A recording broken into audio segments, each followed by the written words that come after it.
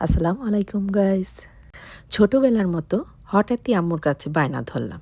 বললাম, আম্মু, কাঁচা টমেটো দিয়ে তোমার স্পেশাল রেসিপি শেয়ার করো না। যেমন আবদার তেমনই সাথে সাথে বললেন, চলো এক্ষুনি তৈরি করে ফেলি। সো আর দেরি না করে আপনারও চলুন আমার সাথে, রান্নাটা কিভাবে হচ্ছে সেটাই উপভোগ করি। 4 থেকে 5টা কাঁচা টমেটো ঠিক এই সাইজের করে কেটে নিয়েছিলেন। সাথে ছিল চিংড়ি মাছ। প্রথমে একটি প্যানে আধা কাপ তেল দিয়ে তাতে একটি পেঁয়াজ দিয়ে দিলেন এবং দিয়ে দিলেন স্বাদমতো লবণ। 2 থেকে 3 মিনিট ভেজে নিয়ে পেঁয়াজটা হালকা নরম হয়ে এলেই দিয়ে দিলেন সামান্য পরিমাণে পানি। পানিতে বলক চলে আসলে দিয়ে দিলেন আধা টিস্পুন হলুদ গুঁড়া, আধা টিস্পুন লাল মরিচের গুঁড়া ও আধা টিস্পুন রসুন বাটা। সব মশলা একসাথে খুব ভালোভাবে মিশিয়ে ঢাকনা দিয়ে দিলেন। চুলার হিটটা ছিল মিডিয়াম টু হাইয়ের মাঝামাঝি। 4 থেকে 5 মিনিট পর ঢাকনা খোলার পর দেখা গেল খুবই সুন্দর একটা কালার চলে এসেছে এবং তেলটা মশলার উপর ভেসে উঠেছে। এ পর্যায়ে দিয়ে দিলেন চিংড়ি মাছ। চিংড়ি মাছটা মশলার সাথে ভালোভাবে মিশিয়ে আবারও ঢাকনা দিয়ে দিলেন 3 থেকে 4 মিনিটের জন্য। 3 থেকে 4 মিনিট পর ঢাকনা খুলে দেখা গেল পানিটা অনেকটাই টেনে এসেছে। এই পর্যায়ে দিয়ে দিলেন আধা টিস্পুন জিরার গুঁড়া।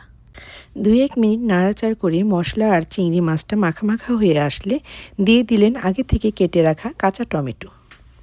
টমেটোটা মশলার সাথে সুন্দরভাবে মিশানো হয়ে গেলে ঢাকনা দিয়ে দিলেন এবং বললেন, অপেক্ষা করব যতক্ষণ না টমেটোটা নরম হয়ে আসে। চুলার হিটটা ছিল এ পর্যায়ে মিডিয়াম। 5 মিনিট পর ঢাকনা খুলেই দেখা গেল কাঁচা টমেটো থেকে প্রচুর পরিমাণে পানি বের হয়েছে। ঢাকনা খুলেই চুলার হিটটা বাড়িয়ে দিলেন যেন কাঁচা টমেটো থেকে বের হওয়া পানিটা একটু টেনে আসে। এই পর্যায়ে দিয়ে দিলেন 4 থেকে 5টা কাঁচামরিচ।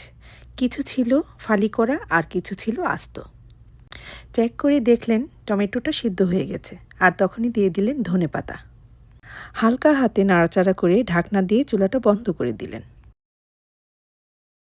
2 থেকে 3 মিনিট পর ঢাকনাটা খুলতেই কি যে সুন্দর একটা স্মেল বের হয়েছে, বোঝাতে পারবো না। দেখে নিশ্চয়ই বুঝতে পারছেন কতটা স্বাদের হয়েছে। অল্প সময়ে ঘরে থাকা উপকরণ দিয়ে তৈরি করুন আমার আম্মুর রেসিপিতে চিংড়ি মাছ দিয়ে কাঁচা টমেটোর ভুনা। ধন্যবাদ আম্মু, এত মজার একটা রান্না করার জন্য। পৃথিবীর সকল আম্মুরা ভালো থাকুক, সুস্থ থাকুক, মজার খাবার সন্তানদের উপহার দিক এই কামনা করি। ভালো থাকুন, সুস্থ থাকুন। আল্লাহ হাফেজ।